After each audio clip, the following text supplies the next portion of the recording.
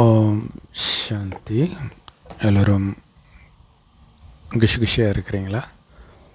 So சின்ன வயசில் பெரியவங்க சொல்லுவாங்க, நாய் கடித்தா தொப்புளை சுற்றி 21 ஊசி ஏதோ போடணும். அது மட்டும் இல்லை, நாய் கடிச்சிடுச்சு அப்படின்னா இந்த மாதிரி ஊசியெல்லாம் போடலை அப்படின்னா நாய் மாதிரியே குலைச்சிட்டு இருப்பாங்க, நாய் மாதிரியே தண்ணி நாக்காலே குடிப்பாங்க. இல்லை, நாய் நாக்கால் நக்க தான் செய்யும் தண்ணியை, இல்லை நம்மள மாதிரி அப்படி உறிஞ்சி குடிக்காது. ஸோ அப்படிலாம் குடிப்பாங்க அப்படின்னு சொல்லுவாங்க. ஆனால் நம்ம அதை நேரில் பார்த்துருக்க மாட்டோம், இல்லை. அது அந்த மாதிரி வாய்ப்பு ரொம்ப ரேர் தான் கிடைக்கிறது. ஆனால் இன்றைக்கி இன்டர்நெட், சோஷியல் மீடியா வந்துட்டதுனால நம்ம அப்போ கேள்விப்பட்டதெல்லாம் உண்மைதானா அப்படின்னு பார்க்குறோம். அது உண்மைதான் அப்படின்னு பார்க்கும் பொழுது நம்ம கேட்கும்போது ஒரு சில விஷயங்கள் நினச்சிருப்போம், அல்லது அவங்க சும்மா போய் சொல்கிறாங்க அப்படின்னு கூட ஒரு குறிப்பிட்ட வயதுக்கு மேலே நம்ம நினைக்க வாய்ப்பு இருக்குது. ஆனால் இப்போ சோஷியல் மீடியாலெல்லாம் அந்த மாதிரி நாய் கடித்து சில குழந்தைங்க ஒரு 10 வயசு 15 வயசுக்குள்ளே இருக்கக்கூடிய குழந்தைங்களுக்கு அந்த நாய் கடித்து நாய் மாதிரியே துள்ளி துள்ளி ஓடுறது, அந்த நாய் மாதிரி அந்த ஒரு 2 வீலரை போய் நக்கிறது, அந்த நாய் மாதிரி நாக்கை தொங்க போட்டுட்டு இப்படி கீழே உட்காந்துட்டு இருக்கிறது, எகிரி குச்சி மற்றவங்கள கடிக்க போகிறது, இதெல்லாம் பார்க்கும்போது ஆச்சரியமாக இருக்குது. எப்படி இது? ஏன்னா இப்போ சயின்ஸ் சொல்கிறது என்னென்னா, அது ரேபீஸு, அது ஒரு கிருமி, வைரஸ்ஸு, அதனால் வருது அப்படின்றாங்க. அது அதோடைய நாயோடைய எச்சிலில் இருக்குது. ஓகே, அது ரைட்டு. அது எப்படி நாயோடைய குணமே வருது? நாயாகவே அவங்க வாழறாங்க. ஸோ சீக்கிரமாக இறக்கவும் செஞ்சுடுவாங்க. ஸோ அது ரொம்ப ஆச்சரியமாக இருக்குது. ஏன்னா அது மனித அறிவுக்கு புலப்படாத ஏதோ ஒன்று இருக்குது அப்படிங்கிறது தெரியுது. வெறும் வைரஸ்னால ஒருத்தர் கேரக்டரே மாறும், தான் மனிதன் என்பதையே மறப்பான். ஸோ அதில் மனித அறிவை மீறி ஏதோ ஒன்று அங்கே நடக்குது அப்படிங்கிறத நம்மளால் புரிஞ்சிக்க முடியுது. ஸோ அதேமாதிரி குரங்கு கடித்து குரங்கு மாதிரியே தாவுறதை பார்க்குறோம். அது ரொம்ப ஆச்சரியமாக இருக்குது. இல்லை, மனிதன் குரங்கு மாதிரிலாம் ஏற மாட்டான், இல்லையா, பயப்படுவான். ஆனால் அது மாதிரி குரங்கு கடித்து ஒரு நபர் அந்த மாதிரிலாம் ஏறினது அதுவுமே ஆச்சரியமாக இருக்குது. ஏன்னா அந்த மாதிரி ஒரு மனிதன் ஏறணுன்னா ரொம்ப ப்ராக்டிஸ் பண்ணணும். ஆனால் எந்த ப்ராக்டிஸும் இல்லாமல் ஒருத்தனால் ஏற முடியுது அப்படிங்கிறதெல்லாம் நினைக்கிறது ஆச்சரியமாக இருக்குது. சமீபமாக ஒருத்தர் பூனை கடிச்சு அந்த மாதிரி ஆகி இறந்தும் போனார். அப்படிலாம் கேள்விப்படும்போது ஆச்சரியமாக இருக்குது. விலங்குகள்கிட்டேருந்து விலகியே இருக்கிறது நமக்கு பாதுகாப்பு அப்படின்னு தோணுது. ஏன்னா நம்ம வீட்டில் வளர்க்குற செல்லப்பிராணி கடித்தாலும் அதே நிலைமை தான். நாம் வளர்த்தோன்றதுக்காக அந்த நோய் கம்மியாக போகிறது கிடையாது. ஏன்னா நம்ம இந்த இன்டர்நெட்லாம் வந்த பிறகு தான் ஒரு நோயுடைய கொடூரத்தையும் நேரில் பார்க்குறோம். அது இன்னும் மனிதனுக்கு பயத்தை அதிகரிக்குது. குறிப்பாக இந்த கொரோனா வைரஸ், இல்லை, கொரோனா வருது, பரவுது, இறக்குறாங்க அப்படின்னு நம்ம ஜஸ்ட்டு கேள்விப்பட்டுட்டு இருந்தால் அதுவுமே கொஞ்சம் பயம் இருக்கும். ஆனால் அது நேரில் பார்க்கும்போது அந்த மூச்சு வாங்கிட்டு இருக்கிறதெல்லாம் வீடியோவில் வந்தது. அதே மாதிரி பாம்பு கடித்தால் அந்த நரம்பு வெடித்து இறப்பாங்க அப்படின்னாங்க. ஸோ அது எதுவும் வீடியோ பார்த்த மாதிரி தெரியல. பாம்பு கடித்து போயிருக்கிறாங்க, பட் கடித்து இறந்து போனதை அதனால் பாதிக்கப்பட்டதை அது மாதிரி எதுவும் பார்க்கல. ஆனால் இதில் என்ன ஒரு விஷயம்னா, விலங்குகள்லே ரொம்ப கொடூரமான விலங்குன்ட்டு எங்கேயோ ஒரு இடத்துல ஏதோ ஒரு ஜூவில் இருக்கிறதுல டெட்லி அனிமல் அப்படின்னு போட்டிருக்கான். அங்கே போய் பார்த்தா கண்ணாடி இருக்குதான். அதாவது நம்ம முகம்தானே அதில் தெரியும், நீங்கள் தான் அது, மனிதர்கள் தான் அது அப்படின்னு சொல்லப்பட்டிருக்குது. ஸோ அவங்க எதனால் அதை சொன்னாங்க அப்படின்னு தெரியல. ஆனால் 100% உண்மை அது. ஏன் அப்படின்னா, நாய் கடித்தால்தான் உங்களுக்கு இந்த பிரச்சனை வரும், பாம்பு கடித்தால் தானே இந்த பிரச்சனை வரும். இல்லை, எல்லார் வீட்லேயும் அது கடிக்கிறது கிடையாது. சில சமயம் எப்பயாவது தான் அது நடக்குது, ரேராக. ஆனால் மனிதனை பொறுத்த வரைக்கும் அவன் கடிச்சு கூட இருப்பான், இல்லையா? ஸோ ஆனால் அவன் கடிக்க வேண்டிய அவசியமே கிடையாது. தானாகவே அவன் கூட நீங்கள் பழக பழக உங்களுக்குள்ள விஷம் ஏறிக்கிட்டே இருக்கும். அதிலும் குறிப்பாக பற்று வச்சிட்டீங்க அப்படின்னா அது மனிதனை ஒரு வழி பண்ணிடும். ஸோ அதில் பற்று, குழந்தை, அப்பா அம்மா, இந்த மாதிரி பற்று. ஆனால் அது காமத்தோடு சார்ந்த உறவு, கணவன் மனைவி, காதலன் காதலி அப்படின்னும்போது அது இன்னும் மோசமாக நம்மை சாகடிக்கும். அந்த பற்று, அதாவது ஒரு நாய் கடித்தால் அவன் எப்படி மாறுவான்னு தெரியும், பூனை கடித்தால் எப்படி மாறுவான்னு தெரியும், குரங்கு கடித்தா என்ன ஆகும்னு தெரியும், பாம்பு கடித்தா என்ன ஆகும்னு தெரியும். ஆனால் இந்த மனிதன் கூட பழகுனா என்ன ஆகுதுன்னே தெரியாது. அட்லீஸ்ட் அதெல்லாம் கடித்தாலாவது இறந்து போயிடுவாங்க கொஞ்ச நாள் கஷ்டப்பட்டுட்டு.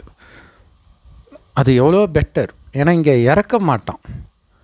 ஆனால் ரொம்ப கொடூரமான சித்திரவதையை வாழ்நாள் ஃபுல்லாக அனுபவிப்போம்.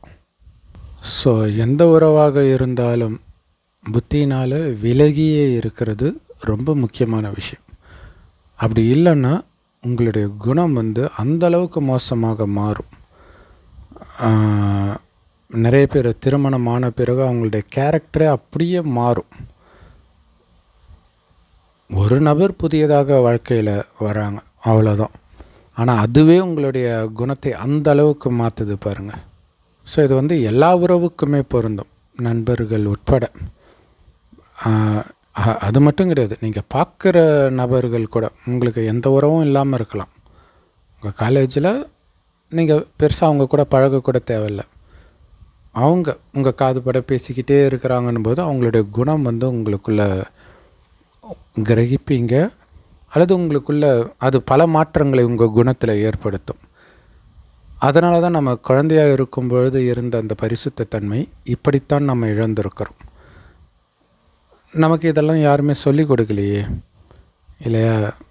மற்றவர்கள்கிட்ட நீ எச்சரிக்கையாக இருக்கணும், இல்லாட்டினா அவங்களுடைய குணத்தை நீ கிரகிக்க ஆரம்பிப்ப.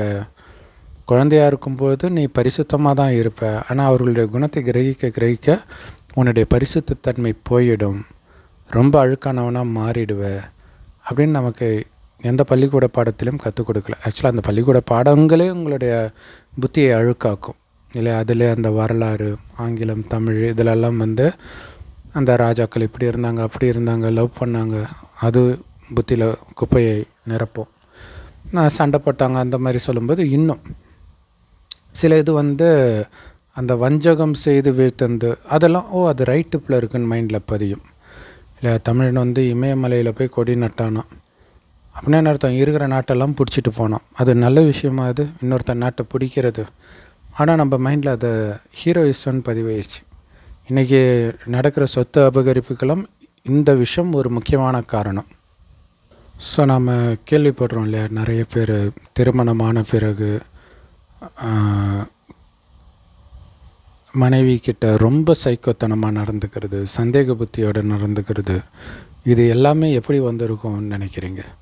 சின்ன வயசில் நம்ம பார்க்குறது, கேட்குறது, இந்த விஷயங்கள் தான் உங்களுக்குள்ளே அந்த குணத்தை நிரப்பும். அது உங்களுக்கு அப்போ தெரியாது. ஆனால் அந்த மாதிரி ஒரு சூழ்நிலை வரும்போது அந்த குணம் வெளிப்படும்.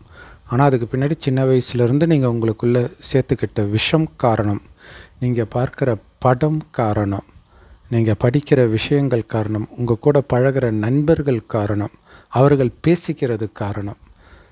ஸோ இல்லையா, சினிமாவுக்கே போகாதவங்க கூட சினிமாவுக்கு போயிட்டு கதை அடிக்கிறவன் அதை கேட்குறதெல்லாம் உங்கள் குணத்தை மாற்றிக்கிட்டே இருக்கும். ஒரு உதாரணம் பாருங்கள்.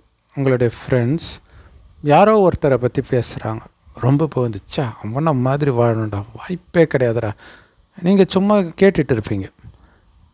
ஆனால் உங்களுடைய மைண்டில் உங்களை அறியாமல் அப்படி மாறணும், அப்படி மாறினாதான் ஹீரோ அப்படிங்கிறது ஆழமாக பதியும்.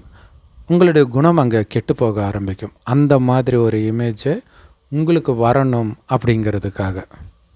ஸோ வீட்டில் வளர்க்கிற விலங்குகள், செல்லப்பிராணிகள் எப்பயும் கடிக்கிறது இல்லை, எல்லாரையும் கடிக்கிறது கிடையாது. எப்போவாச்சு தான் கடிக்குது. அதோடைய பாதிப்பே இப்படி இருக்குது. ஆனால் நம்ம சொன்ன மாதிரி மனிதர்கள் உங்கள் தொடர்பில் வர ஒவ்வொருத்தரும் உங்களுடைய குணத்தை மாற்றிக்கிட்டே இருக்கிறாங்க, தவறான வகையில் நோயாளி ஆக்கிட்டு இருக்கிறாங்க. நாய் கடித்தால் வருகிற நோயை விட அபாயகரமானவர்களாக உங்களை மாற்றுறாங்க. ஆனால் எப்படி நாய் எப்பவும் கடிக்கிறது இல்லையோ, அதே மாதிரி மனிதர்கள் கூட எப்போவுமே இந்த மாதிரி உங்களை மாற்றுறது கிடையாது. அதாவது இப்போ எப்பவும் மாற்றிக்கிட்டு தான் இருக்கிறாங்க. ஆனால் ஒரு காலம் இருந்தது, அப்படி உங்களை கெட்டவர்களாக அவர்கள் மாற்றியது கிடையாது. காரணம், அவர்களும் கெட்டவர்களாக இருந்தது கிடையாது. அது எப்போ குழந்தையாக இருக்கும்போது நம்ம பரிசுத்தமாக இருக்கிறோம் இல்லையா, அதே மாதிரி ஆத்மாவுடைய குழந்தை பருவம்னு ஒன்று இருக்குது. நம்ம குழந்தைன்றது உடம்புடைய குழந்தை பருவம் இல்லையா. அப்பா அம்மாவுக்கு பிறந்துட்டா நம்ம குழந்தை. ஆனால் உள்ளே இருக்கிற ஆத்மா இருக்குது பார்த்தீங்களா, அது அப்படியே தான் இருக்கும். வயசான தாத்தாவுக்கும் சரி, புதுசாக பிறக்கிற குழந்தைக்கும் சரி, கொஞ்சம் கூட வளராது, ஒரே மாதிரி தான் இருக்கும். அப்போ என்ன ஆத்மாவுடைய குழந்தை பருவம் அப்படின்னா, இந்த பூமிக்கு ஆத்மா வந்த நேரம், அதுதான் குழந்தை பருவம் அப்படின்னு சொல்கிறோம். ஸோ அப்படி ஆத்மாக்கள், மனித ஆத்மாக்கள் இந்த பூமிக்கு முதலாக வந்து 5000 வருடம் ஆகிறது. ஸோ அப்போ இது ஆக்சுவலாக 5000 வருட காலச்சக்கரம். 5000 வருடத்துக்கு முன்னாடி இருக்கிற 5000 வருடத்துலேயும் முன்னாடி வரும். இந்த 5000 வருட காலச்சக்கரத்தில் என்ன நடக்குதோ அதே தான் திரும்ப திரும்ப நடக்கும். ஸோ இந்த 5000 வருடத்தில் ஆரம்பத்தில் இந்த பூமி சொர்க்கமாக இருக்கும். முதல் 2500 வருடம். ஸோ அப்போ முதல்ல வருது பார்த்திங்களா, அதுதான் குழந்தை பருவம். அப்போ அது பரிசுத்தமாக இருக்கும். அப்போ யாரும் அதை கெடுக்க மாட்டாங்க. ஏன்னா கெட்டவர்கள் இந்த பூமியில் இருக்க மாட்டார்கள். அதாவது யாருக்குள்ளேயும் கெட்ட குணமே இருக்காது. 5000 வருஷம் முன்னாடி மட்டும் இல்லை, அடுத்த 2500 வருடமும் அப்படித்தான் இருக்கும். பரிசுத்தமானவர்களாக தான் இருப்பாங்க. அடுத்த 2500 வருடத்தில் தான் கொஞ்சம் கொஞ்சமாக கெட்ட குணங்கள் வர ஆரம்பிக்குது. அப்படியே கொஞ்சம் கொஞ்சமாக கெட்டு கடைசியில் ரொம்ப மோசமாயிட்டும். அப்போ பாருங்கள், ஒரு ஜென்மத்தில் நரகத்தில் இது சொர்க்கம், அடுத்த 2500 வருடம் நரகம். நரகத்தில் ஆரம்பத்தில் நம்ம நல்லா தான் இருக்கிறோம். ஏன்னா சொர்க்கத்துலேருந்து இறங்குறோம். கொஞ்சம் மைண்டு டிஸ்டர்ப் ஆகுது, காமம் கோபம் இதில். அப்போ அடுத்த ஜென்மம் இல்லை, நரகத்தில் முதல் ஜென்மம் கொஞ்சம் டிஸ்டர்ப் ஆகுது. அடுத்த ஜென்மத்தில் இன்னும் அதிகமாக டிஸ்டர்ப் ஆகும். அடுத்த ஜென்மத்தில் இன்னும் அதிகமாக டிஸ்டர்ப் ஆகும். இப்படியே போய் கடைசியில் எப்படி இருக்குதுன்னா, இப்போ நாம் எப்படி இருக்கிறோம் அப்படி இருக்குது. நானும் கெட்டு மற்றவங்களையும் கெடுக்கிறது, இது இப்போ நடந்துகிட்டு இருக்குது. ஆனால் ஒரு காலத்தில் இவ்வளோ பரிசுத்தமாக இருந்தவர்கள் தான் மறுஜென்மம் எடுத்து இப்படி அனைத்தையும் இழந்திருக்கிறோம். சொர்க்கத்தில் வாழ்ந்த அந்த மனிதர்களை இன்றைக்கி கோயில் கட்டி கும்பிட்றோம் தெய்வம்னு. ஆனால் அப்படி இருந்ததே நீங்கள் தானே இப்போ கடவுள் சொல்கிறார். ஆனால் இன்றைக்கி நம்ம ரொம்ப மோசமாக இருக்கிறோம். கதவை பூட்டிக்கிட்டு யாரு கூடயும் நான் சேரவே மாட்டேன்னு நான் இருக்க முடியும்? மனிதர்கள் தொடர்பில் வந்து தான் ஆகணும். அப்பா அம்மா தொடர்பில் வந்தாகணும், கணவன் மனைவி குழந்தை தொடர்பில் வந்தாகணும், கூட பிறந்தவங்க தொடர்பில் வந்துருவாங்க, ஸ்கூலுக்கு போய் தான் ஆகணும். இதெல்லாம் இருக்குது. இப்போ என்ன பண்ணுறது? எல்லாருமே கெடுக்கிறவங்களாகவே இருக்கிறாங்களே. அவங்க சொல்கிறதுல ஒரு நல்ல விஷயம் இருந்தால் 1000 விஷயம் கெட்ட விஷயமா இருக்குது. சினிமாவில் அப்படி தானே, ஏதோ ஒன்று பிடிக்குதுன்ட்டு ஒரு ஹீரோவை பிடிக்குதுன்னு போவீங்க. ஆனால் அவன் வண்டியாக குப்பையை உங்களுக்குள்ளே திணிப்பான் படத்தின் மூலமாக. எப்போ உங்கள் குணம் கெட்டு போச்சுன்னே தெரியாது. இதை உணர்ந்து நீங்கள் திரும்பணும்னு பார்த்தீங்கன்னா திரும்பவே முடியாது. அந்தளவுக்கு மோசமாக உங்களுடைய குணம் மாறிடும். இன்றைக்கி நடக்கிற கற்பழிப்பு, கள்ளத்தொடர்பு, இதுக்கெல்லாம் காரணம், மெயின் காரணம் சினிமா இல்லை. அந்த உறவுகளுக்குள்ளெல்லாம் ரொம்ப கொச்சையாக நிறைய பாட்டெல்லாம் வந்துருக்குது. ஸோ அதை கேட்க அது நல்ல ஹிட்டான பாட்டாக இருக்கும். அப்போ மியூசிக்கு தானே அப்படின்ட்டு நீங்கள் ஜாலியாக கேட்டிருப்பீங்க. ஆனால் அதோடைய அர்த்தமும் சேர்ந்து தான் உள்ளே போகும்.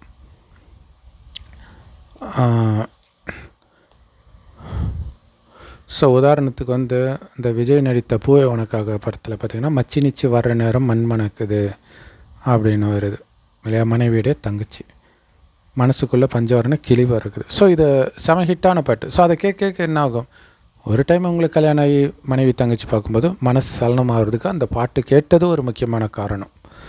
ஸோ இது மாதிரி அதுக்கு முன்னாடி கூட நிறைய கமல் படத்துலலாம் இந்த மாதிரி மோசமான இதே மச்சி நிச்சயம் வச்சு கூட ஒரு பாட்டு வந்திருக்கு, கொழுந்தான்ட்டு ஏதோ ஒரு பாட்டு வரும். அதுக்கு தேட்டரில் அவ்வளோ கிளாப். ஸோ அப்போ எந்த அளவுக்கு மைண்டு கரப்டாக இருக்குது, அப்போ இன்னும் எவ்வளோ கரப்ட் ஆகிருக்கும் அந்த பாட்டுக்கு பிறகு. அதுக்கு முன்னாடியே கரப்ட் ஆகிருந்திருக்கு, அதனால தான் கை தட்டியிருக்கிறாங்க. ஸோ அதுக்கப்புறம் சமுதாயத்தை சீரழிக்கக்கூடிய விஷயந்தான் இருக்குது. ஆனால் இப்படி கெட்டு போன நம்ம முன் ஜென்மத்திலிருந்தே அந்த குணம் நமக்குள்ளே இருந்து குணத்தை தான் ஆத்மா எடுத்துகிட்டு அடுத்த ஜென்மத்துக்கு போகும். தொடர்ந்து கெட்டுக்கிட்டே இருக்கிறோம். உன்னால் நான் கெட்டேன், என்னால் நீ கெட்டேன்னு எல்லாருமே ஒருத்தருக்கு எடுத்துகிட்டு இருக்கிறோம். ஆனால் பெரிய அதிசயம் என்ன தெரியுமா? கெட்டவர்களே இல்லாத, கெட்ட குணமே இல்லாத மனிதர்கள் மீண்டும் உருவாக போகிறாங்க. ஏன்னா இந்த பூமி சொர்க்கமாக போகுது. அது எப்படி சாத்தியம்? ஏன்னா இந்த குணத்தை தான் எடுத்துகிட்டு போகுமே. அப்போ எதெல்லாம் உங்களுடைய குணம் கெட்ட குணம் அப்படிங்கிறத அதுவே தெரியாமல் இருக்கிறோம். கெட்ட குணம் இது கெட்டதுன்னே தெரியாமல் இருக்கிறோம். ஸோ இதை நமக்கு சொல்கிறதுக்காகவே ஒருத்தர் குழந்தையை விட பரிசுத்தமானவர் இந்த பூமிக்கு வரார். அதான் கடவுள்.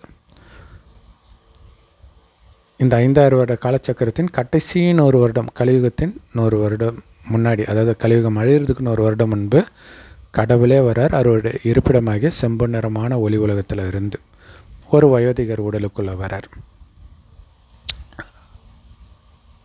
வந்து அவரை பற்றி அறிமுகத்தை கொடுக்கிறார். அல்லாஹ், பரமபிதா, சிவன் அப்படின்னு ஒவ்வொரு மதத்திலையும் சொன்ன அந்த ஒரே கடவுள் நான் தான், உங்கள் எல்லாருடைய அப்பா நான். இல்லை, ஒரு குழந்தைக்கு வந்து முதல்ல அப்பா அம்மா தான் அந்த குழந்தையுடைய அடிப்படை குணத்தை நிர்ணயிக்கிறவங்க இருப்பாங்க. ஏன்னா அவங்க தொடர்பில் தானே குழந்தை இருக்குது. அந்த அப்பா அம்மா பேசுகிற மொழி தான் குழந்தை கற்றுக்கும் ஈஸியாக. குணத்தையும் அப்படி தான். ஆனால் அப்பா அம்மாவே சரியில்லைன்னா இல்லையா? ஏன்னா அவங்களுக்கே தெரியாது, அவங்களே கெட்டு போனவங்க தானே. அப்போ கடவுள் சொல்கிறார், பரிசுத்தமான அப்பா நான் கிடைச்சிருக்கிறேன், உங்களை பரிசுத்தமாக்குறதுக்காக வந்திருக்கிறேன், அதற்கான பரிசுத்தமான வழியை நான் கொடுக்கிறேன், அதை மட்டும் ஃபாலோ பண்ணுவேன்றது சதா ஞாபகம் இருந்தால் போதும். நீங்கள் எங்கே போகலாம், இல்லை போய் தானே ஆகணும், ஸ்கூலு, காலேஜு, ஒர்க் பண்ணுற இடம், கடைக்கு. ஆனால் உங்கள் குணம் கெட்டு போகாது. அவர் சொல்கிற மாதிரியே நடக்கணும். ஸோ மெயினாக அவர் சொல்கிறது வந்து, உங்களை உடம்புன்னு புரிஞ்சிக்காதீங்க, இந்த உடலை இயக்கக்கூடிய ஆத்மா நீங்கள். அது பூர்வ மத்தியில் நட்சத்திரம் மாதிரி ஜொலிக்குது, அதனால தான் இங்கே போட்டு வைக்கிற பழக்கம் இருக்குது. ஸோ அந்த ஆத்மா தான் கண் வழியாக பார்க்குது, வாய் வழியாக பேசுது, அனைத்து காரியங்களையும் உடல் மூலமாக செய்யுது. அந்த ஆத்மாவின் அப்பா தான் கடவுள். அவர் செம்பொன் நிறமான ஒளி உலகத்தில் நட்சத்திரம் மாதிரி இருக்கார். ஆத்மாக்களாகிய நாம கூட பூமிக்கு வர்றதுக்கு முன்னாடி இங்கே தான் இருந்தோம். உலகம் அழியும் போது மீண்டும் அங்கே தான் போவோம். மறுபடியும் சொர்க்கம் வரும்போது சொர்க்கத்துக்கு தகுதி ஆகியிருந்தால் இந்த ஜென்மத்திலே அடுத்த ஜென்மத்தில் சொர்க்கத்துக்கு வந்துடுவோம். இல்லாட்டினா மேலே இருப்போம், சொர்க்கம் முடிந்து நரகம் வந்த பிறகே வருவோம். அதாவது நம்ம ஆத்மாவின் குணத்திற்கேற்ப இந்த பூமி கெட்ட பிறகே நாம் வருவோம். இந்த பூமி பரிசுத்தமாக இருக்கும்போது நீங்கள் வரணுன்னா நீங்கள் அந்த மாதிரி பரிசுத்தம் ஆயிட்டீங்கன்னா வந்துடலாம். அப்படி பரிசுத்தம் ஆகிறதுக்கு கடவுள் சொல்கிறாரு, உங்களை ஆத்மான்னு உணர்ந்து ஆத்மாவின் தந்தையாகிய என் ஒருவனின் நினைவில் சதா மூழ்கி இருங்க, நான் சொல்வதை மட்டும் கேளுங்க. ஸோ கடவுள் கொடுக்குற ஞானம் முரளின்னு சொல்லுவோம். அது எல்லா பிரம்மகுமாரிகள் ராஜயோக தியான நிலையத்திலும் முற்றிலும் இலவசமாக கிடைக்குது. யூடியூப் வெப்சைட்ஸில் இருக்குது. அதோட லிங்க் இந்த வீடியோக்கு டிஸ்கிரிப்ஷனில் கொடுக்குறோம். அவசியம் பார்த்து பயன்பெறுங்கள்.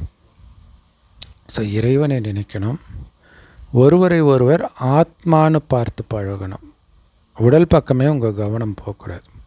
ஏன்னா அப்படி தான் இருந்தோம் சொர்க்கத்தில் தேவதையாக இருக்கும்பொழுது. அதனால தான் அவங்களுக்கு கோயில் கட்டி கும்பிட்றாங்க. அவங்களுக்கு காமம்னா என்னன்னே தெரியாது. கணவனும் மனைவியும் நமக்கு ஒரு வாரிசு வேணும்னு நினைக்கும்போது மனைவி கர்ப்பமாவாள். அவ்வளோ பரிசுத்தமாக இருந்ததுனால தான் கோயில் கட்டி கும்பிட்றோம். மீண்டும் அதே மாதிரி நாம் ஆக போகிறோம். அதுக்கு ஒரு இறைவனை மட்டும் நினைவு செய்யுங்க, அவரோட மட்டும் 24 மணி நேரமும் வாழுங்கள். மற்ற எல்லாரோடவும் இருந்தாலும் புத்தியினால் அவரோட மட்டும் இருப்பதாகவே உணருங்கள். தனியாக இருக்கிறதா உணராதீங்க. தனியாக இருக்கிறதா நினச்சாலே சுற்றி இருக்கக்கூடிய விஷயமெல்லாம் நமக்குள்ளே போயிடும். இறைவனின் நினைவில் இறைவன் சொன்னதை மனதுக்குள்ளே அசை போட்டுக்கிட்டே இருந்தால், அவர் கூட நம்ம பேசிக்கிட்டே இருந்தால், ஒவ்வொரு சூழ்நிலையிலும் நம்ம எப்படி நடந்துக்கணும் அப்படின்னு இறைவன் சொல்வது உங்களுக்கு தெளிவாக கேட்கும். அதன்படி மட்டுமே ஒவ்வொரு அடியும் எடுத்து வைப்போம். இதன் மூலமாக மனிதர்கள் ஒருவருக்கொருவர் விஷத்தை கக்கிட்டு இருக்கிறாங்க. சூக்ஷ்மமாக ஒருவரை ஒருவர் கடித்து மிருகங்களாக மாற்றிக்கிட்டு இருக்கிறாங்க. அந்த விஷமும் நமக்குள்ளே ஏறாது. அதற்கு பதில் நமக்குள்ள அமிர்தத்தை நிரப்புகிறார் இறைவன். அந்த ஞானத்தை கொடுத்து அதன் மூலம் தெய்வீக குணங்களை வளர்த்து ஒரு தேவதையாகவே கடவுள் நம்மை வளர்க்கிறார். ஸோ அப்படி நீங்கள் வளர்ந்தால், இறைவனின் நினைவில் மூழ்கி இருந்தால், ஒருவரை ஒருவர் சகோதர ஆத்மான்னு மட்டும் பார்த்தீங்கன்னா காமம் இருக்காது, கோபம் இருக்காது, பற்று இருக்காது, பேராசை அகங்காரம் இருக்காது. எல்லார்கிட்ட இருந்தும் புத்தியினால் விலகி இருப்பீங்க. ஆனாலும் அன்பாக இருப்பீங்க. காரணம், இந்த அன்பு அந்த மனிதர்களுடைய நடத்தையை பொறுத்து வர்றது கிடையாது. இறைவனுடைய குழந்தை நான், இறைவனோடு நெருங்கி இருப்பதினால், அவரை நான் வெளிப்படுத்தி கொண்டிருக்கிறேன் என்ற உணர்வில் இருப்பதினால் அந்த அன்பு இருக்கும். ஸோ இந்த அன்பு தெய்வீகமாக இருக்கும். பற்றென்ற துர்நாற்றம் கலக்காத தூய்மையான அன்பாக இருக்கும். ஸோ அப்படி தூய்மையான தெய்வீகம் நிரம்பிய தேவதைகளாக கடவுள் இப்போ நம்மளை மாற்றுறார். அதுக்கு நீங்கள் பண்ண வேண்டியதெல்லாம், இறைவனை நினச்சிக்கிட்டே இருங்க. செவ்வானத்தில் நட்சத்திரம் மாதிரி இருக்கிறாரு. எனக்கு உடம்பு இருக்குதுன்றதே மறந்துடுங்க. ஆனால் இதுக்கு முன்னாடி இருந்த அந்த பழைய உடல் உணர்வு, காமம், கோபம், வெறுப்பு இதெல்லாம் வரும்போது டக்கு டக்குன்னு கட் பண்ணி இறைவன்கிட்ட புத்தியை இணைச்சிக்கிட்டே இருக்கணும். மார்கண்டேயன் மரண தருவாயில் சிவலிங்கத்தை கெட்டியாக கட்டி பிடிச்சிக்கிட்டான்னு நம்ம கேள்விப்படுறோம் இல்லையா? அந்த நேரம், எந்த நேரம், அந்த மார்கண்டேயன் வேறு யாரும் இல்லை, நீங்களும் நானும் தான். இறைவனை கெட்டியாக பிடிச்சிக்கணும். இல்லாட்டினா இந்த கலியுக புயல் நம்மளை அடிச்சிட்டு போயிடும், போய் சாக்கடையில் தள்ளிடும். நான் விடவே மாட்டேன் இறைவனுடைய வழியை அப்படின்னு புத்தியினால் அவரை நினச்சிக்கிட்டே இருக்கிறது தான் அவரை பிடிச்சிட்டு இருக்கிறது. அவர் என்ன ஆனாலும் அவருடைய குணத்தை மட்டுமே நான் வெளிப்படுத்துவேன். என் குணத்தை பார்த்து மற்றவர்களும் அவர்களுடைய குணத்தை தெய்வீகமாக மாற்றிக்கணுன்ற ஆசை வர மாதிரி தான் நான் நடந்துக்குவேன் அப்படிங்கிறது சதா மைண்டில் ஓடணும். இது எல்லாமே இறைவன் தினம் தினம் முரளியில் சொல்லிக்கிட்டே இருப்பார். தினம் தினம் இன்ஜெக்ஷன் போட்டு நமக்குள்ளே இருக்கக்கூடிய விஷத்தை வெளியில் எடுத்துக்கிட்டே இருப்பார். தெய்வீக குணங்களை நிரப்பிக்கிட்டே இருப்பார். ஸோ அதுக்கு நீங்கள் பண்ண வேண்டியதெல்லாம், சதா இறைவனின் நினைவில் முழுகுங்க. இறைவன் கொடுக்குற ஞானத்தை சிந்தனை பண்ணிக்கிட்டே இருங்க. அதை நடைமுறைப்படுத்திக்கிட்டே இருங்க. தானாக உங்களுடைய குணம் தெய்வீகமாக, குழந்தைகளை விட பரிசுத்தமாக மாறுவதை பார்த்து ஆச்சரியப்படுவீங்க. ஏன்னா இன்னும் கொஞ்ச நேரத்தில் இதே பாரத பூமி சொர்க்கமாக போகுது. அழுக்கான அசிங்கமான உடலில் இருக்கிற இதே ஆத்மாவுக்கு புத்தம் புதிய அழகிய உடல் கிடைக்க போகுது சொர்க்கத்தில். நம்ம குணத்தை மட்டும் அழகாக மாற்றிக்கிட்டால் போதும், மற்ற எல்லாம் நம்மை தேடி வரும். ஓம் சாந்தி. தேங்க்ஸ் ஃபார் வாட்சிங்.